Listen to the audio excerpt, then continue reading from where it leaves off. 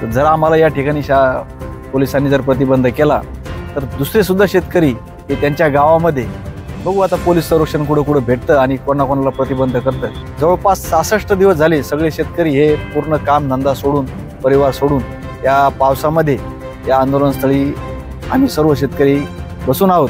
जमीन राहत नाही तर आता आम्ही पण राहत नाही असा आमच्या सगळ्याचा निश्चय झालेला आहे।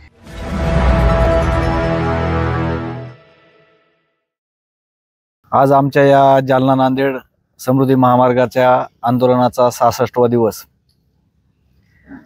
आज आषाढी असून सुद्धा सर्व शेतकरी जे विठ्ठलाचे भक्त आहेत ते वारीनिमित्त पंढरीला जात असतात, परंतु ती वारी सोडून की जी सर्व वारकरी शेतकरी हे नित्यनियमाने दरवर्षी करतात, तर त्याचा ही यावेळची वारी या शासनाने जो अन्याय आमच्या सगळ्या शेतकऱ्यावर केला त्यांच्या अन्यायामुळे आमची सगळी ही वारी सुटली आणि आम्हाला त्या ठिकाणी जाता नाही आलं। परंतु आम्ही आता या आंदोलन स्थळालाच या ठिकाणी आमची पंढरपूर आहे असं ग्राह्य धरून या ठिकाणीच आम्ही सर्व शेतकऱ्यांनी आमचा या आषाढीचा सण आम्ही या ठिकाणी साजरा केलेला आहे। आता आम्ही परवाच्या दिवशी जे जलसमाधी आंदोलन केलं त्यामध्ये सर्व शेतकऱ्यांनी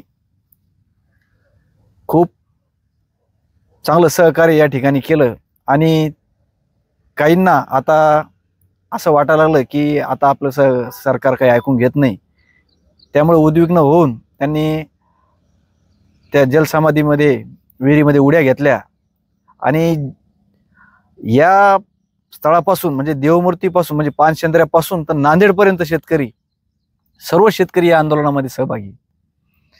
आणि त्यांनी पोलिसांना जर वाटलं की या ठिकाणी जर आपण संरक्षण दिलं तर दुसऱ्या गावामध्ये शेतकरी करणार नाही, तर त्यांची सुद्धा त्याच मागणी आहे की आम्हाला आमच्या जमिनीचा योग्य मोबदला भेटला पाहिजे आणि त्याचा विचार कुठेतरी प्रशासनानं करावा।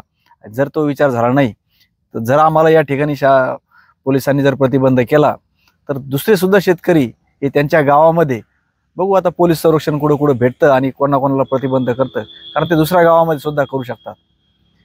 कारण ही जी परिस्थिती आहे ती शासनानं आमच्या समोर आता ही वेळ आणून ठेवलेली आहे आणि प्रत्येकाला असं वाटतं की आता याशिवाय काही पर्याय राहिला नाही आणि आपलं शासन काही ऐकत नाही।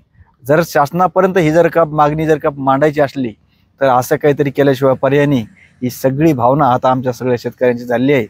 शासनानं या गोष्टीचा लवकरात लवकर विचार करावा आणि आम्हाला या आंदोलनातून कसं मुक्त करता येईल यासाठी प्रयत्न करावे।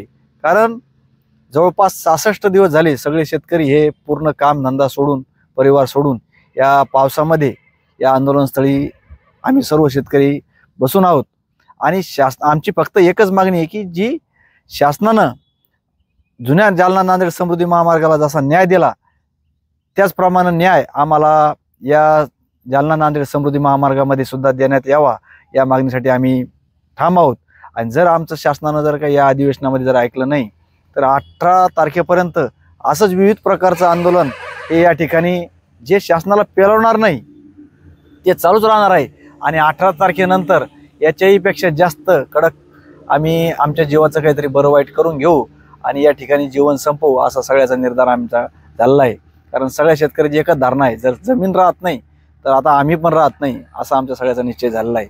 तरी शासनानं लवकरात लवकर या ठिकाणी विचार करावा आणि आमची मागणी ही अधिवेशनामध्ये मांडून जर तुमच्याकडून होत नसेल तर सगळ्या शासनानं एक त्याच्यावर नवीन कायदा करावा की 2021 मध्ये ज्याचं संपादन झालेलं आहे कोविडच्या महामारीमध्ये, तर त्यावेळेस बंधन असताना संपादन झालेलं आहे, त्याच्यामुळे त्याचा योग्य कुठेतरी विचार करावा आणि आम्हाला सगळ्या शेतकऱ्यांना न्याय द्यावा।